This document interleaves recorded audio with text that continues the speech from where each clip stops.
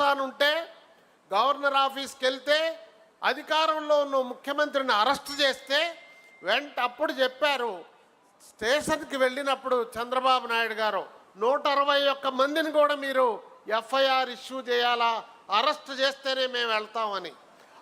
ఆ FIR register చేయగానే తెల్లారి పొద్దున 161 మంది ఉన్నారని బీబీసీతో సహా పత్రికాలోకం ప్రకటిస్తే అది మెజారిటీ ఉన్నవాడిని అన్యాయంగా తొలగించారని చెప్పేసి ప్రజా ఉద్యమానికి కారణం నారా చంద్రబాబు నాయుడు గారి కీలకమైనటువంటి నిర్ణయం.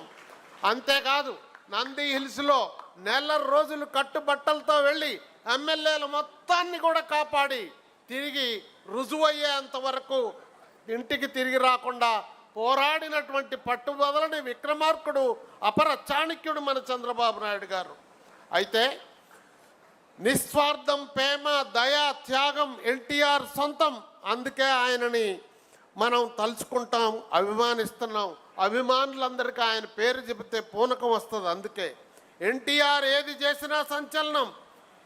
ఈ భూమిపై ఆయన నడియాడటం మన అందరి యొక్క అదృష్టం. ఆయన తెలుగువాడు కావటం మనకి గర్వకారణం. ఆ మహనీయునికి జాతి ఎంతో రుణపడి ఉంది. ఆయన స్ఫూర్తి మన్ని నిరంతరం ముందుకు నడిపిస్తూ ఉంది. ఎన్టీఆర్ ఔన్నత్యాన్ని, భావజాలాలను, సిద్ధాంతాలను భావితరాలకు అందజేయటమే మనందరం కర్తవ్యం.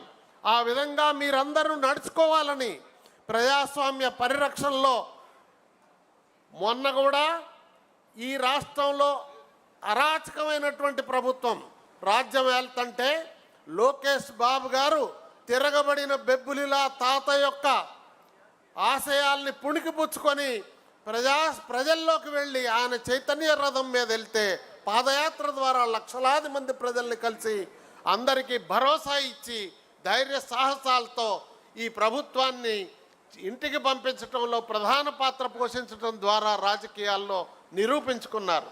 మీరు చూడండి, పాదయాత్రకు ముందు లోకేష్ బాబు, పాదయాత్ర తర్వాత లోకేష్ బాబు, ఎంత పరివర్తన మీరు ఆలోచించండి.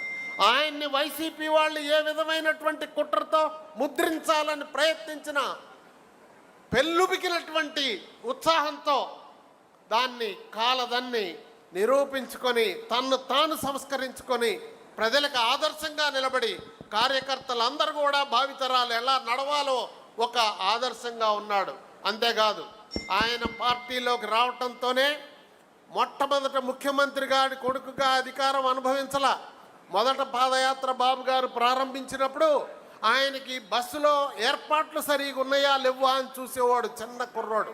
అప్పుడు నేను అడిగా, బాబు నీకు ఇంట్రెస్ట్ ఉందా అంటే నవ్వాడు. పాదయాత్ర చేస్తావా అంటే నాకు వద్దన్నా అన్నాడు. ఆ తర్వాత ఆయనకి సపర్యర చర్యలు చేశాడు.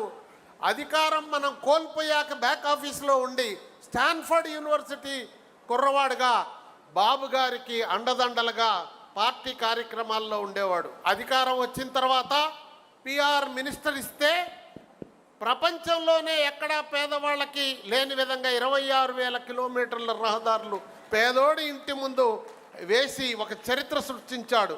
ఇప్పటికీ ఎక్కడా జరగట్లేదు ఇలాంటిది. అలానే ఈరోజు ఐటీ మంత్రిగా బాధ్యత ఇస్తే పరిశ్రమలు ఈరోజు భారతదేశంలో 100 రూపాయలు వస్తే 23 రూపాయలు. చంద్రబాబు నాయుడు గారి బ్రాండ్, లోకేష్ బాబు గారి కఠోర శ్రమ ద్వారా నిరంతరం యువతకి ఉపాధి కల్పన, 20 లక్షల మంది యూత్కి ఉపాధి కల్పించాలో, ఉద్యోగాలు ఇవ్వాలనే సంకల్పం ప్రపంచ చరిత్రలో ఏ పార్టీ ఇంత భుజస్కంధాన వేసుకోలేదు. ఇది నెరవేరుతుందని ఆ విధంగా ఈ పార్టీకి బాబు గారి తర్వాత, అన్నగారి తర్వాత బాబు గారు ఏ విధంగా అయితే దీని ఖ్యాతిని ప్రపంచంలో నిలబెట్టగలిగారో అలానే లోకేష్ బాబు గారు కూడా భావితరాలకి నాయకత్వాన్ని అందించే సమర్థుడని, శక్తి ఉందని, ఆ విధంగా వారికి భగవంతుడు శక్తి ప్రసాదించాలని మనస్ఫూర్తిగా కోరుకుంటూ ఈరోజు ఈ అవకాశం ఇచ్చిన మీ అందరికీ హృదయపూర్వక ధన్యవాదాలు తెలియజేస్తూ సెలవు తీసుకుంటున్నాను. నమస్కారం.